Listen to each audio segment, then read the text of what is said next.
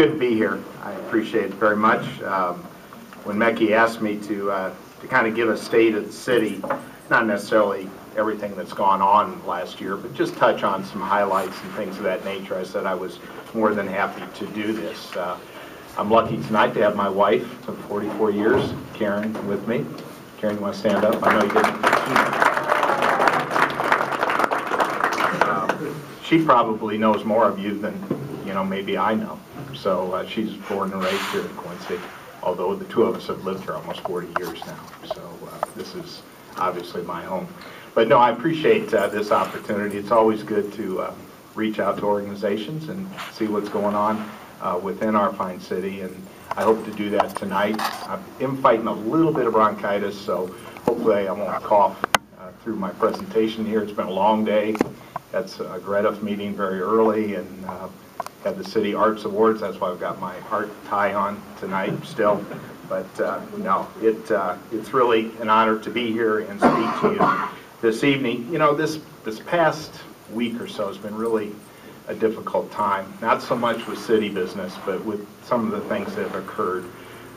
Some of you, I think, knew Mick Freeman fairly well. Mick was kind of the studio producer at WQUB, and he passed away here just a little over a week ago with his battle with cancer. And Mick and I were very, very good friends, and way before I became the mayor of the city. That was a tough situation because I knew how much he loved the community. He moved here from England, and a great family, and did a wonderful job at Quincy University all those years he was there. Then we found out that another good friend, Dan Dietrich, died in a fire here not too far from where we sit here tonight. Dan was a '78 graduate of Quincy Notre Dame, and I knew the Dietrich family because I coached a number of those kids, including Dan at St. Boniface. So that's a tough one. It's still kind of a mystery as to what happened there. We don't really know. Then last night, right before we were to start city council, I got a phone call from the police department informing me that a student had been hit by a vehicle in front of the dorm on Chestnut, and it didn't look very good. So we conducted our meeting. It was a relatively short meeting, and I went over to Blessing Hospital to the intensive care waiting area and talked to a number of the Quincy University officials, and family was on their way from Chicago. Unfortunately, they had kissed their daughter goodbye, some 6-7 hours earlier. She got in her car, drove all the way to Quincy, had unpacked, and was over in the parking lot across from the what I still refer to as Centennial Hall. I know it's got a different name now. But she came back across the street to meet some friends and didn't realize there was a car coming down the street. And it's really a bad thing. She's still in intensive care. There really hasn't been any improvement. Her parents are here now. But, that was a sad situation last night, particularly for those students from Quincy University. And then today, and I think some of you know this, and I think it's okay that I say this because it is out there now, Alderman Mussolino, Jim Mussolino, had a heart attack this morning. And I don't know if many of you know that. He's okay. He was able to, I think, by ambulance, get to Blessing Hospital, and they were able to put a stent in late this morning, and he's resting comfortably, and my understanding is that everything goes well. He'll be released tomorrow from the hospital. So that's how my week has been, and those things really put city business and other things of that nature in perspective. So anyway, I mentioned that with you. But tonight, as Mecky asked me, just to touch on some things that I think this past year and maybe the past few years have been very important to us. And I think probably the proudest thing that all of us that are involved in city government, a number of those officials are here with Paul and Terry this evening, and as former Mayor Nissen knows, it's not easy. It's a day-to-day struggle when you're operating in a city the size of ours. And Dan Brink, I see Alderman Brink here as well. But I think the thing that we are most proud of is our budget, and the fact that we have been able to handle our expenses extremely well and been realistic with our revenues in the past few years, particularly the last 4 years. We were ahead of the game, so to speak. We realized that things were going to change drastically in the state. We knew things were going to change with the economy. We didn't know how bad it would get. but we were a little bit proactive, and that really has helped us keep our reserves and our budget balanced, and we've worked within our means to keep that balance. We reduced our workforce, as I think most of you know. Just 3.5 years ago, we had 348 full-time employees for the city of Quincy. We presently have 312. We are operating basically on revenues and expenses of our 2009 budget. So we have made substantial reductions in our operating costs. At the same time, we've continued to provide the same services that you expect here in the community, and we haven't in any way tried to reduce any of those. Sometimes it might take us a little bit longer to get to a situation because of the lack of those manpowers, and many of those people that we reduced were in central services. So instead of having 3 concrete crews during the construction season, we only have 1 concrete crew now. We also initiated an early retirement initiative, and that has worked extremely well. We're going to see a savings in a 4-year period of over $5 million. We had 22 individuals take advantage of that. We've only hired 1 of those positions back, and that was a police position that we had said that we would hire back. So I think that has really helped us keep our costs down and be realistic. This is the 3rd year in a row, by the way, that we have lowered your tax rate, and we're proud of that. We actually lowered the rate below $1. So that, for the first time in several years, is good news for all of us that live here in the city. Now, keep in mind, you got to read across your tax bill to see the city portion of your tax bill. And your assessed value could have gone up, so it doesn't necessarily mean that your overall tax bill has gone down. But the city portion of your tax bill, we have reduced that rate once again. We continue to have budget reductions and cost savings.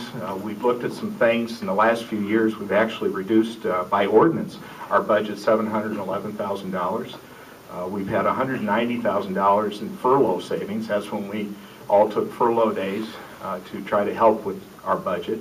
Any expenditures that are over $500 now have to have prior approval before the department head can move ahead with that. We've removed a number of city vehicles. We've eliminated many phone lines in the city. We've tried to consolidate even some of our meter issues when it comes to gas and electric. We've really taken a proactive stance in regards to our budget. And we continue to have cost-effective services. We have not skimped on our police and fire departments. We want to provide that safety factor for you. It's very important that we have a safe community and a protected community. But we realize that costs like workman's comp, our Illinois Municipal Retirement Funds, our health insurance, our MICA, which is our risk management, those increases happen regardless of what we do. The risk management side, we do our best to make sure that we have a safe workplace, and that helps us with those costs. But those costs continue to rise. So while discretionary spending can be reduced, those fixed costs, sometimes we still have to pay those. But we're doing the best that we can. I think we saw an overall reduction once again this past year of 3% in that spending. And again, we've done this by even lowering your tax rate.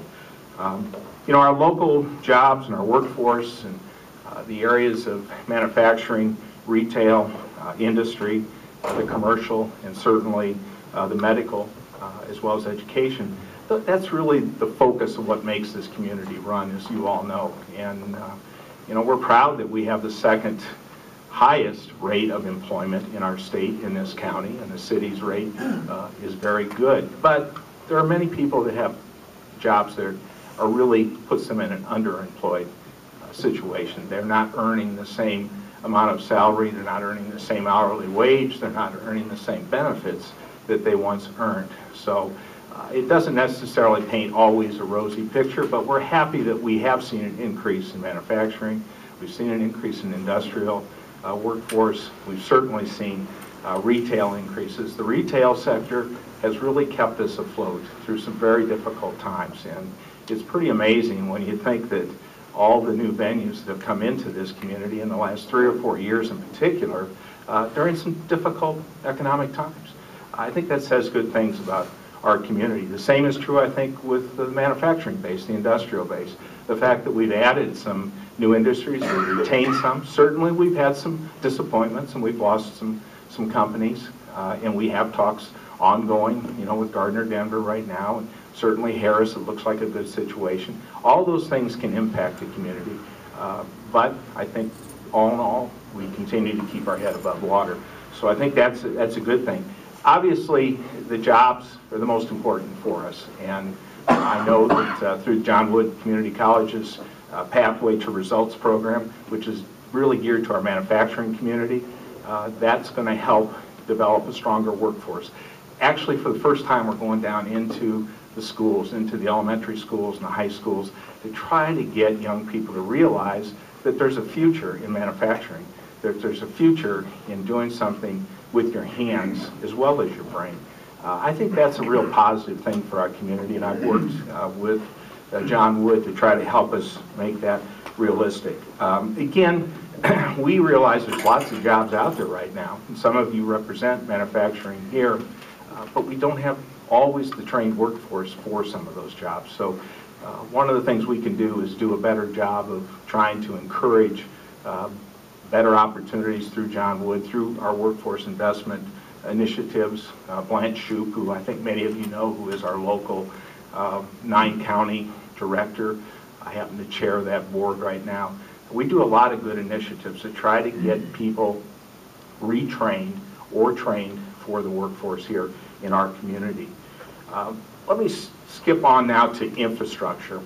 That's something right now that's at the top of, I think, all of our minds, because obviously we've had a lot of water line breaks, and the other day we had a major gas break. All of those breaks, by and large, and this is not uncommon, and certainly we have them each and every year this time of year, but we've had an exorbitant amount, and a lot of this is directly related to the dry conditions, the drought conditions that we've faced here for the last couple of years. But it is a challenge, and I try to remind people that when you talk about our water lines here, and I know we've had some issues with the taste of the water and certainly the odor that has been there because of the low river levels and the algae buildup, but we have 284 miles of water line that wrap around this city. Basically, we have water line that would stretch from Quincy to Chicago. So that's an awful lot of areas that can have disruptions in service or problems. We do our best to correct those, and some of those lines are within 20 years old, 10 years old. Some of them are much older than that. I know Harrison, close to where I live, we've had a problem there on Harrison between 12th and 24th a number of times. And that's a line that's an old cast iron line. It's probably 1927, 1928, more than likely when it was installed. But the cost to replace that is really enormous. But at some point, you can't continue to have these breaks all the time. So we'll have to look at that through our utilities department. One of the other things with infrastructure is our enhancement program. We've tried to, again, even though we have limited resources, make sure we're putting money into our wards. One of my initiatives back in 2007 was to have a neighborhood enhancement program where we would put extra funds into each and every one of these wards.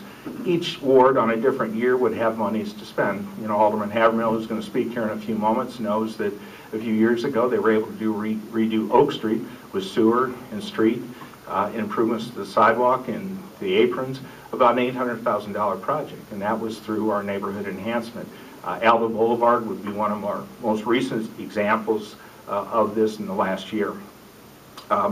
These dollars are needed. They're needed to make these improvements in our neighborhoods, particularly in our older neighborhoods where the infrastructure is older. But I venture to say, and I know a number of you travel like I do, if you go into some of the communities in this region and then you come back here, you realize we have pretty good streets and pretty good sidewalks compared to some of our neighboring communities. Also, along with the infrastructure, I think one of the most important things that we continue to work and try to achieve better enhancements with is transportation. We've been blessed here that even though it took many, many years Our road system is probably the best it's ever been with our highways. You know, we now, besides, you know, Interstate 72 that can take us all the way across the United States practically, the new Chicago to Kansas City has made a big difference in terms of the Chicago to Kansas City network. I know myself, Karen, we take that CKC when we go over to Kansas City to visit relatives. It's made the trip much easier. You don't have to mess with the I-70 traffic. The only thing that's hampering that right now is the bypass up in Macomb.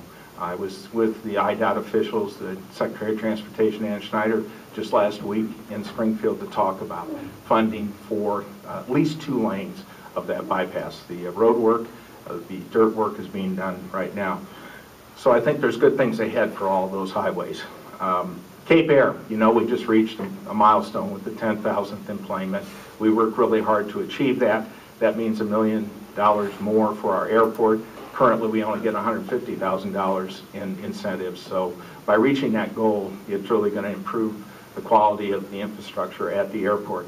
You know, one of the other things that is really important is Amtrak. We've really worked hard to provide that type of service, passenger rail service. The credit goes to all of you out here and everybody in our region. They use Amtrak on a daily basis, so it's been terrific. Obviously, the river is another form that we've got to stay with. I'm going to take a sip of water here. Unfortunately, when you talk as much as I do on a daily basis, sometimes your voice begins to fail you. One other thing that I think was really important for our community I want to touch on, and that is the voters approving back in November the opportunity for the city to aggregate for the electric. You know, we're in the process of doing that. You should be getting letters in the mail here shortly from both the city of Quincy and from Ameren. That will give you the opportunity, if you so desire, to opt out if you're in the city limits. But we think it's a good thing, and 70% of the people approved that at the ballot box. So we look forward to seeing you all receive smaller electric bills for sure. First Energy is who we selected. We have a rate of 4.194 cents per kilowatt, and that is for 3 years. So, and keep in mind, if something were to happen and the Ameren rate would be below that, everybody goes right back to Ameren. So that's a good thing. Now let me touch real quickly, because I want to try to keep this to a point where Paul has time and we can answer questions as well. But here's my concerns for 2013 as we head into it. And there's really 3 big ones. One is our budget, obviously, that we can manage our budget and that we can present a budget for the 13-14 fiscal year that will be doable, that we can operate with. That's going to be a challenge. The state is my next biggest challenge. That's something that I was just telling Mayor Nissen that there was just an amendment proposed yesterday to a Senate bill that was going to take local government distributed monies away from the cities. And I'll explain that in a second. And the third big challenge, I think, is the drought. The drought is going to continue. All evidence is that we will go through another dry period. And that really and truly is creating problems for us, not just with our drinking water, but with a lot of infrastructure, and certainly just a lot of situations that are relevant to moisture in the ground. The agriculture is still the primary focus of this region. What I referred to with the state, and I work closely with John Sullivan and Jill Tracy and Noreen Hammond. I see them quite often, talk to them sometimes while they're even on the floor of the House or the Senate. But this idea yesterday kind of really surprised me, that an amendment to this Senate bill would allow them to borrow dollars from the LGDF, that's the local government distributed funds like our sales tax revenue and our PPRT revenue, income tax revenue, etc., that they would need to borrow $9.6 million immediately so that they would be able to deposit that in a fund that allowed them to continue to fund the inspectors for the medical purposes in the state. And I understand that's important. They've got to check on the licenses of pharmacists, doctors, et cetera, et cetera. But to take that money out of money that has been earned here and is distributed back to us by the state just seems to be very problematic. You know, if this were to happen and they were not to repay that, and their goal is to repay that in 3 years. You know? Right now, yeah, right now, you know, we're 3 months behind on that revenue right now, a little over $800,000. We've been as far as 4 or 5 months behind, sometimes as much as $1.2 million or $1.3 million. And keep in mind, those are dollars that you all have helped us earn that come back into our community. So we'll see what happens with that Senate Bill 2580, by the way, if you want to follow it. And then finally, the other state issue is the pension crisis. I'm not going to bore you with all the statistics, but I'll tell you that there are $96 billion in the rears. You know, that's $17 million a day that is growing until they find some type of a solution to this. And we're only talking about the state pensions. You know, we're talking about the state employees retirement system. We're talking about GARS, which is the General Assembly retirement system, the TRS, which is teacher retirement system, and the SERS, which is the state university retirement system. We're not talking about downstate police and fire, which also have underfunded pensions. So this is critical. I hope that they can come up with a solution. I don't have the answer to what they need to do. I'm, you know, happy to be a mayor, not a state rep or a senator at this moment when it comes to that. But we have to see some resolution in that because it's crippling our state, which inevitably cripples us. You know, the state's underfunded pension liability has hurt the state's credit rating. It's limiting their ability to borrow, and it has eaten up more and more money from education and from public services. So we have to do something to see that corrected, and I hope that those that sit in the General Assembly will. And finally, the drought. You know, the drought's affecting our drinking water, it's affecting our river traffic, it's affecting our water line and sewer breaks, and even a major gas break on Broadway. So I don't know what the answer there is. I guess we got to depend upon the good Lord to provide us with some rain. I was listening to the Farm Bureau statistics today, and we're about 19 inches below where we should be. Right now, when our crews go into a street, they can literally go 6 to 7 foot down, and sometimes further before they find any moisture whatsoever. And it just is crumbling. When I was on Broadway yesterday and I looked at those holes that they had dug for the gas service, I was amazed how dry those holes were. So this is a critical issue and one that we hope we get some relief from. But that's just a glimpse. I know there's lots of other things I could have covered, but I thank you again for having me. And I don't know, Dan, if you want me to answer questions now or wait until Paul says. Okay, very good. Thank you very much.